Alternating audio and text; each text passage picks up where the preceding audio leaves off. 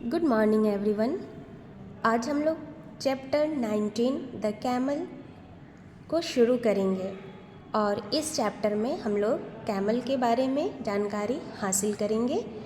बहुत सारी चीज़ें हैं जो हम ऊँट के बारे में जानते हैं, लेकिन बहुत सी ऐसी जानकारियां हैं जिसे हम नहीं जानते हैं। तो आज हम लोग इस पाठ के माध्यम से ऊँट के बारे में और भी अधिक जानकारी हासिल करेंगे। साथ ही यहाँ पर एक ग्रामर का छोटा सा पार्ट है सबऑर्डिनेट क्लाउज, जो कि पिछली कक्षा में हम लोग पढ़ चुके हैं, उसके बारे में भी जानेंगे।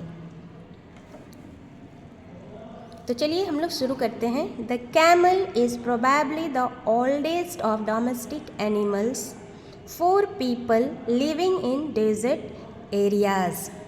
तो यहाँ पे कहता है कि ऊँट संभवतः मरुस्थलीय क्षेत्रों में रहने वाले लोगों के लिए सबसे पुराना पालतू जानवर है। The desert people of Africa and Asia used it for thousands of years to supply many of their needs.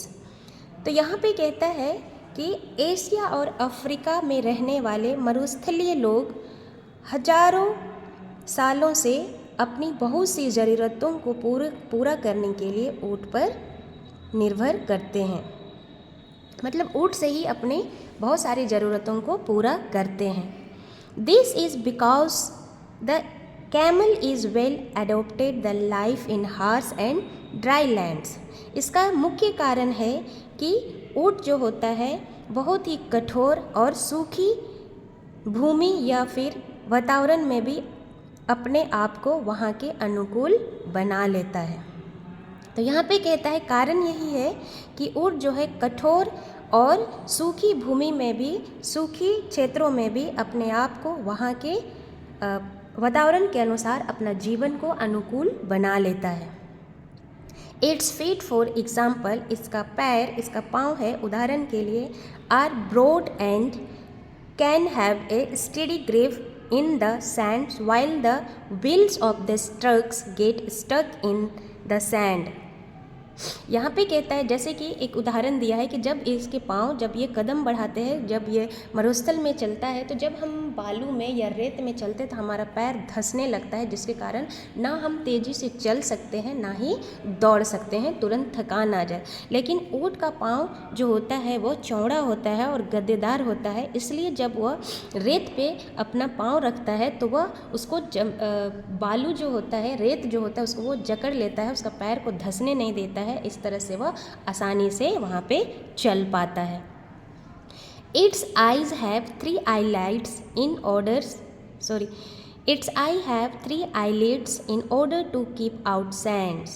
तो यहाँ पे कहता है इनकी आँखों में 3 पलकें होती है जो इनकी आँखों में धूल कण या रेत कण आने से इनको प्रोटेक्ट करता है, उनको बचाता है, उसको बाहर रखने में उसका मदद करता है। तो जैसे कि मरुस्थल में केवल रेत ही रेत है, तो यहाँ पे तेज़ हवा चलती है, तूफ़ान चलती है, और जब यहाँ पे हवाएं चलती है तो धूल भरी तूफ़ानें, मतलब हवाएं चलती है, जिससे आँख में, जब कभी कभी हम लोग ऐसी हवा चलती है तो धूल कण उड़ता है, हम लोग तुरंत आँख ढक लेते हैं। और ये जो ऊँट है ये दिन भर रेगिस्तान में ही चलता है, इसके कारण जो इनकी जो बनावट है शरीर की, इनकी आँखों में 3 पलकें होती हैं। जब यह वहाँ पे आंधी तूफान या धूल कण उड़ता है तो उसकी आँखों को, इनकी जो आईलिड्स है, पलकें हैं, उनको बचाता है, धूल कण को उनमें जाने से बचाता है। It ears and nose have keep out sand storms. कहता है कि इनकी कान और नाक इसको, मतलब स्टॉर्म्स, आंधी से बचाता है, जो इसमें आँखों और कानों में धूल जाने से। मतलब इनकी कान की बनावट और आँख की बनावट ऐसी होती है कि जब ये रेगिस्तान में चलते हैं तो उनको रेत कण से या स्टॉर्म से, आंधी से इनको बाहर रखता है, मतलब दूर रखता है। The skin protects the animal for heat and cold. जो इनके जो स्किन होते हैं, चमड़े होते हैं, त्वचा होते हैं, इनको ठंडे और धूप से जानवरों को बचाता है। जैसे कि हमारा अगर हम ऐसे ही बिना कपड़े के ऐसे ही मतलब खुला बदन रहे तो हमारी स्किन हमारी सुरक्षा नहीं कर सकता है, लेकिन ऊँट की जो ये है स्किन है उसको ठंड से भी बचाता है और गर्मी से भी बचाता है। मतलब यहाँ पे कहा है कि ऊँट ऐसा जानवर है जो वहाँ जैसे भी ज़मीन हो, जैसे ही भूमि हो, जैसा भी क्षेत्र हो, चाहे ठंड हो या फिर धूप हो, गर्मी हो, तो ऐसे जगह में भी वो अपना जो शरीर है, बॉडी है, अपना लाइफ को वहाँ के अनुकूल बना सकता है। लेकिन हम कहीं पर भी जाके अगर हम गरम देश में चले जाते हैं तो वहाँ पे हमें तुरंत हमारा ज़्यादा गर्मी पड़ेगी तो स्किन जलने लगते हैं, त्वचा जलने लगते हैं। अगर ठंड में लेके छोड़ दिया जाए तो हम वहाँ का ठंड को बर्दाश्त नहीं कर सकते हैं। लेकिन ये जो ऊँट के स्किन होते हैं उनको हर चीज़ों से बचाते, चाहे गर्मी हो या ठंड हो। The hump is a large lump of fat which provides energy when food is hard to find। कहते हैं ऊँट का एक उठा हुआ भाग होता है पीठ में जो उसको कुबड़ कहा जाता है। ऊँट को आप देखे होंगे तो उनके जो पीठ में है उठा हुआ एक भाग होता है जिसको हम लोग कुबड़ कहते हैं। तो इस कुबड़ में काफ़ी मात्रा में चर्बी होती है। तो वो जब ऊँट को भोजन मिलना या पानी मिलना मुश्किल हो जाता है, उनको भोजन मिलना मुश्किल हो जाता है, तब वही जो उसके हम्प में कुबड़ में जो चर्बी मिलता है वही चर्बी उसको एनर्जी प्रोवाइड करता है, देता है। The camel is a large long desert animal. यहाँ पे कहते हैं कि ऊँट एक बहुत ही विशाल मजबूत मरुस्थलीय जानवर है। It can travel distances across desert with little food और वाटर। तो यहाँ पे कहता है कि ऊँट ये जो है थोड़े से पानी और भोजन से ही काफ़ी मीलों की दूरी तय कर सकता है। That is why it is called the ship of desert. इसीलिए इसे मरुस्थल का जहाज़ कहा जाता है। मतलब मरुस्थल में जहाँ पे सूखी ज़मीन है, जहाँ पानी की कमी है, केवल तेज़ गर्मी पड़ रही है, वहाँ पे हम लोग जब हम लोग ग्राउंड में दौड़ते हैं या धूप में तो हमें बहुत ज़्यादा प्यास होती है, जबकि यह जानवर है रेगिस्तान में रहता है और यह कम ही पानी और भोजन से बहुत दिनों तक जीवित रह सकता है और यह चल भी सकता है, काफ़ी दूरी तय कर सकता है बिना भोजन और पानी से। इसी कारण है इसे मरुस्थल का जहाज कहा जाता है।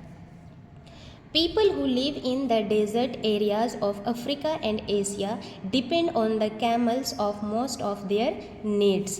कहता है people मतलब लोग जो डेजर्ट मतलब एशिया, अफ्रीका और Asia, people who lives in the desert areas of मतलब लोग जो मरुस्थलीय क्षेत्रों में रहते हैं अफ्रीका और एशिया में, depend on camels for most of their needs. कहता है कि अपनी बहुत सारी ज़रूरतों मतलब ज़्यादा ज़रूरतों के लिए वो ऊँट पर भी निर्भर करते हैं। अपनी ज़रूरत को पूरा करने के लिए किस पर निर्भर करते हैं? ऊँट पर निर्भर करते हैं। The camel is usually the only means of transportation, food, clothing और शेल्टर। और यहाँ पे कहता है कि मरुस्थलीय लोगों के लिए एक ऊँट ही है जो मतलब उनके लिए एक ऊँट ही है, मतलब साधारण तौर पे कहे या आम तौर पे करें, मतलब ऊँट का मतलब ही है कि यह उसका ट्रांसपोर्ट का साधन है। मतलब एक अकेला जानवर है जो उसका ट्रांसपोर्ट, यातायात का साधन या परिवहन का साधन, भोजन, कपड़े और आश्रय का भी स्रोत है।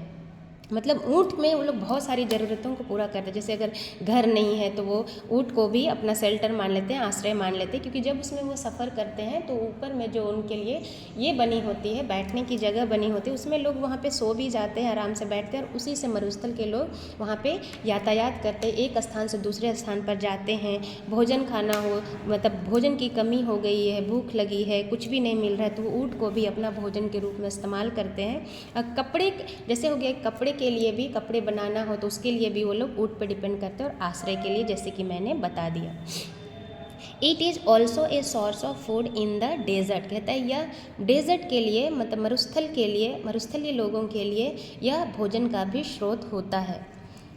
People eat meat of young camels. कहता है कि लोग होते हैं जो लोग छोटे ऊँटों का मांस खाते हैं। They melt fat from its hump and use it as a butter. कहता है कि वे लोग उनके कुबड़ में जो फैट होता है, चर्बी होता है, उसको पिघलाते हैं और उसको बटर के रूप में इस्तेमाल, मक्खन के रूप में इस्तेमाल करते हैं। They also drink camel's milk and make cheese from it. वे लोग ऊँट का दूध भी पीते हैं और इससे पनीर भी बनाते हैं। The camel supplies wool and leather for clothing and shelter. यहाँ पे कहता है कि ऊँट ऊन मतलब ऊन की भी पूर्ति करता है और लेदर मतलब चमड़े के लिए भी पूर्ति करता है, कपड़े बुनने के लिए और आश्रय के लिए। जैसे तंबू सब बनाते हैं, टेंट सब बनाते हैं, तो उसमें बहुत सारे उसको बनाने के लिए जैसे कपड़ा की यूज़ पड़ती है, तो कपड़ों बुनने के लिए या फिर ऊन के लिए यहाँ के लोग ऊँट पर निर्भर करते हैं। इस तरह से ऊँट क्या देता है, लेदर देता है, वूल देता है, कपड़े और शेल्टर के लिए, तंबू सब के लिए। There are mainly two kinds of camels depending on the there are mainly two kinds of camels depending on the number of humps। कहता है कि ऊँट दो तरह के होते हैं जो कि उसके कुबड़ पर निर्भर करता है। कुबड़ की संख्याओं के अनुसार ऊँट दो तरह के पाए जाते हैं। The Arabian camel which is also called dromedary has one hump। क्या कहता है कि यहाँ पे द अरेबियन कैमल, अरेबियन ऊँट जो कि ड्रोमेड्री भी कहलाता है, एक कुबड़ वाला ऊँट कहलाता है, इसका केवल एक कुबड़ होता है। And the Bactrian camel has two humps. और ये जो बैक्टीरियन कैमल है, बैक्टीरियन ऊँट है जिसके कि दो कुबड़ होते हैं। तो कुबड़ के आधार पर ऊँट कितने तरह के होते हैं, दो तरह का, अरेबियन कैमल और बैक्टीरियन कैमल। अरेबियन कैमल के एक कुबड़ होते हैं और बैक्टीरियन कैमल के दो हम्प होते हैं, दो कुबड़ होते हैं। Camel are also very interesting creatures. यहाँ पे कहता है कि ऊँट एक बहुत ही अनोखा या अद्भुत जीव होता है। Some camels spit at people. कहता है यहाँ पर कि कुछ ऊँट जो होते हैं लोगों पर थूकते हैं। And all camels can kick. और सारे ऊँट लात मारते हैं। They groan and bawl when they are loaded and have to rise to their feet. कहते हैं कि वे लोग चीखते भी हैं, मतलब गरजते हैं और चीखते चिल्लाते भी, उनको दर्द होता होगा ना, तो कहते हैं कि वो लोग चीखते भी हैं, चीखते और चिल्लाते भी हैं जब उन पर भार लादा जाता है और उनको पैरों पर खड़ा किया जाता है। They can carry up to 150 kilograms for 8 hours. तो कहते हैं कि वे लोग 8 घंटे के लिए 150 किलोग्राम का वजन ढो सकते हैं। They can carry more but they don't like to. कहते हैं कि वे लोग इससे भी ज़्यादा अधिक वजन ढो सकते हैं लेकिन उन्हें पसंद नहीं है। तो कुछ भी चीज़ जो हम नहीं सकेंगे उसको हम नहीं करना चाहते हैं। उसी तरह कहता है कि ऊँट जो है 150 केजी से भी अधिक वजन ढो सकता है लेकिन वह उसे पसंद नहीं है। If they work too hard they may die। कहते हैं कि अगर वह काफ़ी काम कर ले, बहुत ज़्यादा काम कर ले, मतलब कठिन परिश्रम करे, तो उनकी मृत्यु भी हो सकती है। Usually they work for only 6 months in a year. कहते हैं आमतौर पे वो केवल साल के 6 महीने ही काम करते हैं। The camel has a hare lip. कहता है ऊँट का जो होठ होता है कटा हुआ होता है। It has the teeth and stomach of A mouse. कहता है इनकी जो दांत है और इनका पेट है चूहे की भांति है। कहने का मतलब है कि वह कम मात्रा में खाता है, कम मात्रा में चबाता है। चूहे जो होते हैं छोटा सा जानवर है लेकिन उनके बहुत सारे दांत होते हैं जिसे वो कुतरते रहते हैं और वो खाते भी हैं। लेकिन यहाँ पे ऊँट का जो दांत है उसको चूहे के दांत से कंपेयर किया गया, उनका पेट को भी चूहे के पेट से कंपेयर किया गया है। मतलब इतना बड़ा जानवर है जो कि चूहे की तरह खाता है, मतलब कम मात्रा में खाता है ना, क्योंकि वो काम भी बहुत ज़्यादा करता है और इतना बड़ा जानवर है। हम लोग जबकि एक छोटा सा हम लोग भी एक जीव हैं लेकिन हम लोग 3 दिन में 3 टाइम खाना खाते या फिर उससे अधिक भी खा लेते। तो वह एक जानवर है, ऊँट है, जो कि बहुत ज़्यादा वजन भी ढोता है और विशाल जीव भी है लेकिन वह कम मात्रा में चूहे की तरह खाता है। इसलिए उसका पेट और दांत की तुलना किससे की गई है, चूहे से की गई है। The feet of an elephant. कहता है कि उनका जो पाँव है हाथी की तरह होता है, क्योंकि हाथी का पैर भी बहुत ही, मतलब उसका पैर तो मोटा भी होता है और नीचे उसका भी गद्देदार होता है, जिससे कि जब वो भागता है तो जब पत्तों में चलता है तब भी पत्तों को वो अपने शिकंजे में ले लेता है, जिसके कारण आवाज़ नहीं करता। उसी तरह यहाँ पे केवल उसकी पाँव की बोला जा रहा है कि ऊँट का पाँव जो होता है वो बहुत ही चौड़ा और गद्देदार होता है। तो ऊँट का पाँव की तुलना किससे की गई है? हाथी के पाँव से।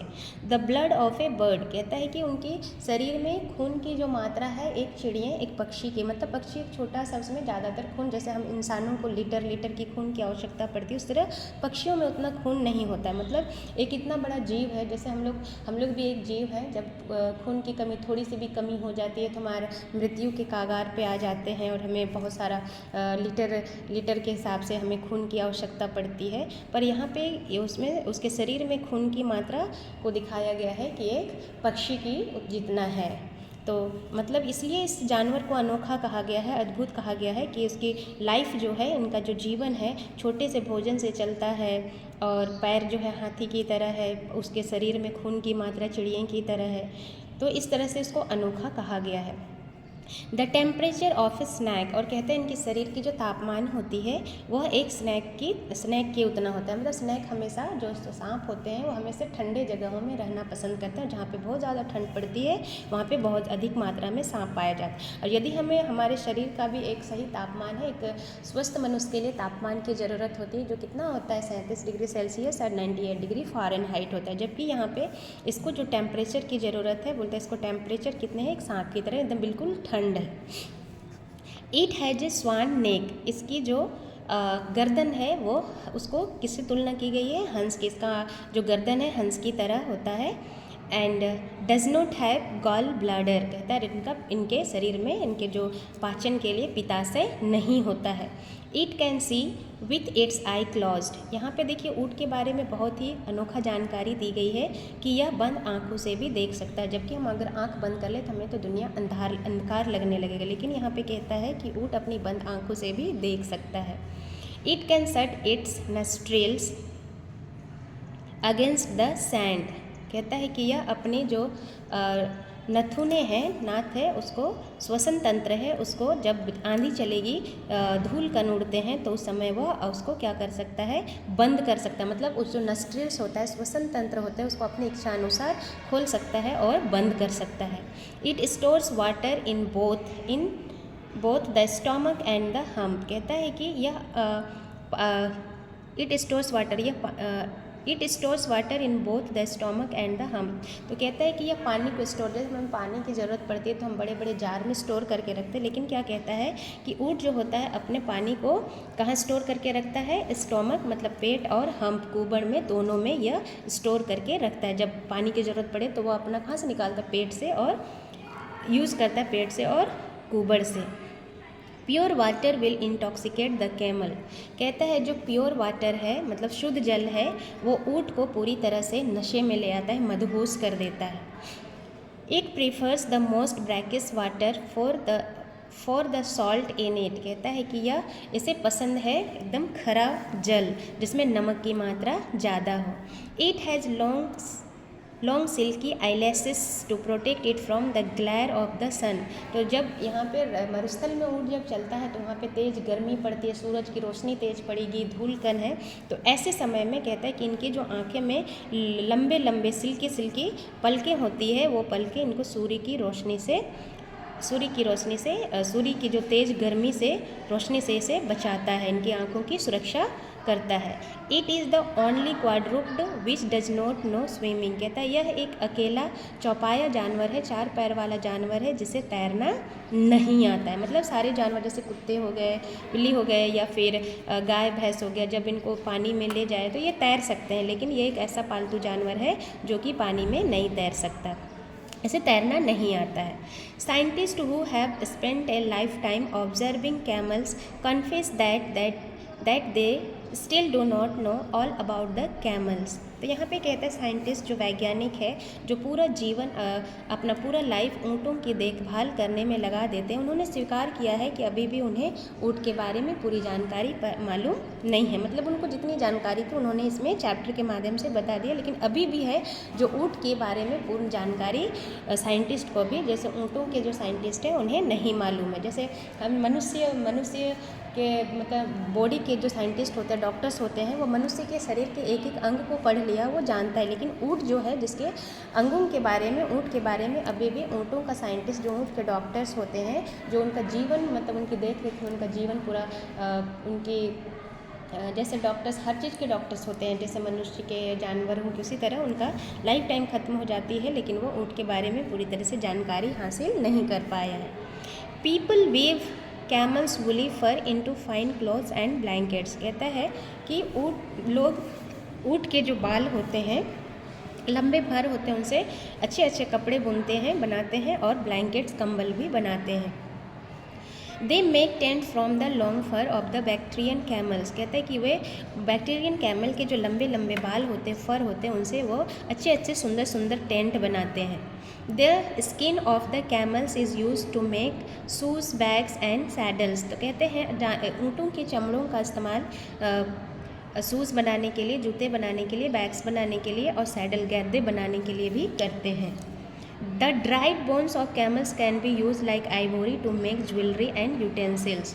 तो कहता है कि ऊँट की जो सूखी हड्डियाँ हैं वह हाथी दांत को, जो कि ज्वेलरी बनाने में मतलब उसकी बनाने में वो सहायक होता है, उसी तरह ऊँट की सूखी हड्डियाँ भी आभूषण बनाने के लिए और बर्तन बनाने के लिए इस्तेमाल किया जाता है। Camels dropping are dried and use for fuel as the people in India use cow dung. तो कहते हैं ऊँट का जो ड्रॉपिंग होता है, गोबर होता है, उनको सुखाकर लोग किसमें, फ्यूल के रूप में, ईंधन के रूप में इस्तेमाल करते हैं। जैसे कि भारत के लोग गाय का गोबर से उपले बनाते हैं, उसी तरह ऊँट के भी गोबर से उपले बनता है। तो ये था ऊँट के बारे में जानकारी। तो आपको ऊँट के बारे में बहुत सारी जानकारियाँ मिल गई होगी, जो हम लोग नहीं जानते हैं उसे भी जान लिए हैं। तो देखिए यहाँ पे एक ऊँट है, जानवर है, जो कि जीते जी तो मनुष्य का काम आया, मरते दम तक उसकी एक एक अंग भी मनुष्य का काम आया। जैसे कि उनकी हड्डियों से ज्वेलरी बना, उनके गोबर जो होते हैं, ड्रॉपिंग होते हैं, उसे ईंधन बनाते हैं, फिर वो अपने जो फर होते हैं उसे ऊन बनाते हैं, सुंदर सुंदर कपड़े बुनते हैं। भोजन नहीं मिलता है, अगर मरुस्थलीय लगो तो ऊँट को भी मार के खा जाते हैं। मतलब ऊँट एक ऐसा जीव है जो अपना संपूर्ण जीवन मनुष्यों के लिए समर्पित हो गया। तो ये था ऊँट के बारे में जानकारी जो हमने आपको बता दिया है। Thank you.